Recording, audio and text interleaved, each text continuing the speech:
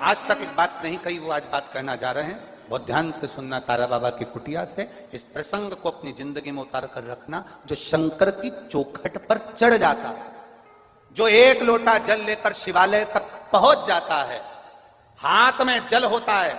आपने स्मरण करा होगा जब पंडित जी संकल्प दिलाते हैं तब भी हाथ में क्या देते हैं? जल।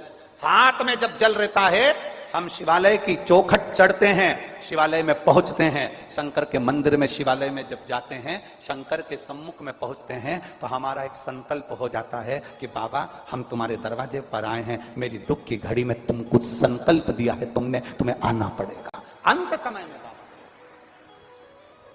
संकल्प पूर्ण होता है ना, तो बाबा को आना ही पड़ता है। तुम केवल जल नहीं चढ़ा रहे हो देवादिदेव महादेव को, वहां जल लेकर अपने घर से जाते हो तो संकल्प पूरा करते हो। संकल्प पूरा करना मतलब जल चढ़ाना, और जल सब शंकर जी पे चढ़ गया तो शंकर ने उस संकल्प को स्वीकार कर लिया। स्वीकार करते हैं तो तुम्हारी दुख की घड़ी में उसको आना ही पड़ता है। अंत समय वचन निभाना पड़ेगा, और आए ना आए प्रभु कुटुंब कबीरा, अंत समय प्रभु वचन दिया तो निभाना पड़ेगा, अंत समय प्रभु आना पड़ेगा। एक संकल्प पूर्ण हो गया। एक संकल्प जब हमारा पूर्ण होगा तो शिव को आना पड़ेगा। अंत क्षण में, अंतिम पल में, घड़ी में मेरे महादेव को पहुंचना ही पड़ेगा, मेरे शंकर को आना ही पड़ेगा, शिव को पहुंचना। शिव पहुंचते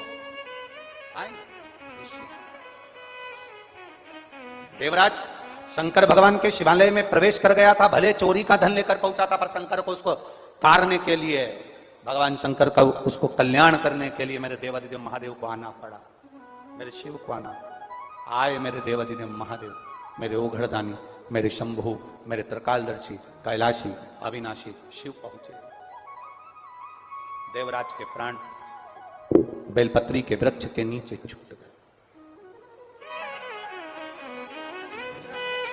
बोल रही हैं अभी थोड़ा थोड़ा दिखना प्रारंभ हो गया है, और विश्वास है कि मेरा बाबा पूरी आंख जरूर दे देगा। 25 साल के बाद थोड़ी थोड़ी रोशनी इनकी आंखों में आई है। अंतरायण दिख रहा थोड़ा थोड़ा? आंख सही है पहले?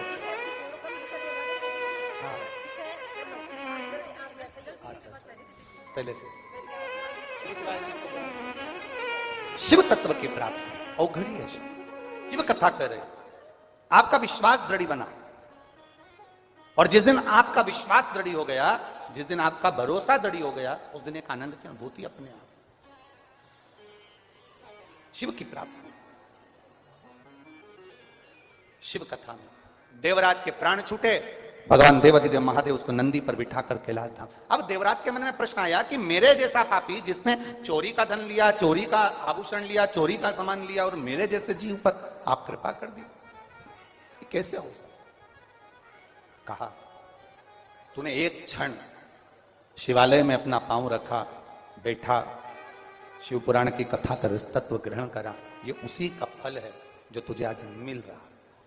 देवराज तेरी माता ने एक लोटा जल शिवजी को चढ़ाया था, और शिव पुराण की कथा कहती है कि एक लोटा जल अगर महादेव को चढ़ाया जाता है तो उसकी 71 पीढ़ी देवादिदेव महादेव पार लगा देते हैं। ये शास्त्र कह रहा है, ये हमारा पुराण कह रहा है, ये हमारा वेद कह रहा है।